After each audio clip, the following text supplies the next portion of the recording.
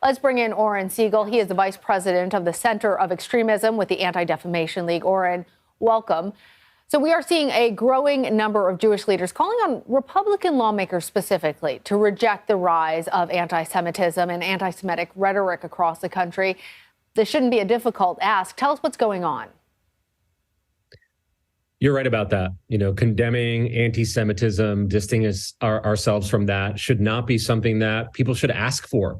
But the reality is the Jewish community feels particularly vulnerable right now, in part because we are seeing historic levels of anti-Semitic incidents being reported to ADL, for example, over 2,700 in 2021 alone, which was a 34% increase from the year before.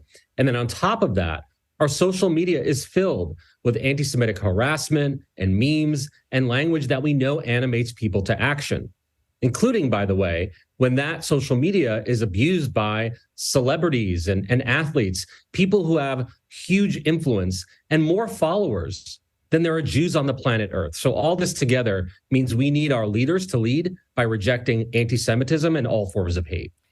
When you mention some of those comments, spurring people to action, let's get specific about that. How is the rise of anti-Semitism specifically impacting Jews and their safety across the country?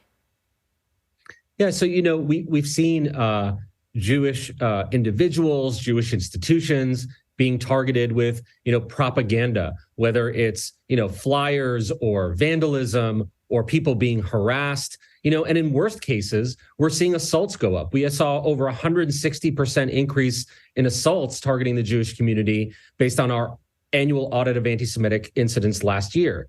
And we know that what happens in the public discussion, whether it's elected officials or celebrities, animates extremists who are trying to create fear and anxiety in the Jewish community. Look no further than recent banners in Los Angeles and in New York and in Jacksonville that include propaganda that says Kanye was right about the Jews. These are white supremacists who are doing that, people who generally don't like celebrities like Kanye West. And so we know that language results in consequences on the ground, and we call on people to stop normalizing anti-Semitism. Yeah, because specifically that insidious nature of it becoming commonplace without being denounced is part of the problem. You mentioned that after the singer now known as Ye, formerly known as Kanye West, made anti-Semitic comments, we saw those hateful demonstrations against the Jewish community. And the ADL also identified that there was a coordinated campaign to spread anti-Semitic messages on Twitter the day after Elon Musk's takeover of the social media platform. Two questions here, really. What role do public figures play in perpetuating and combating this type of rhetoric? And why did they see Musk as a potential gateway to provide more anti-Semitism on Twitter? And how has he responded? Yeah, so whether it's celebrities or political leaders, they are responsible for what is the public discussion. In many ways, their influence shows, what is important, what is not. And they have opportunities as people with massive influence and massive following to sort of model the proper behavior. That's why it's so problematic when elected officials or entertainers or other influencers sort of double down on the disinformation, the conspiratorial narratives that we know has animated people to violence, not just against the Jewish community, but look at, the way our school boards, our medical professionals, our election officials are also being targeted by conspiracies, the lifeblood of which is often anti-Semitism. As for Musk and the, new leadership at Twitter, what we saw is extremists thinking that maybe they have an opening.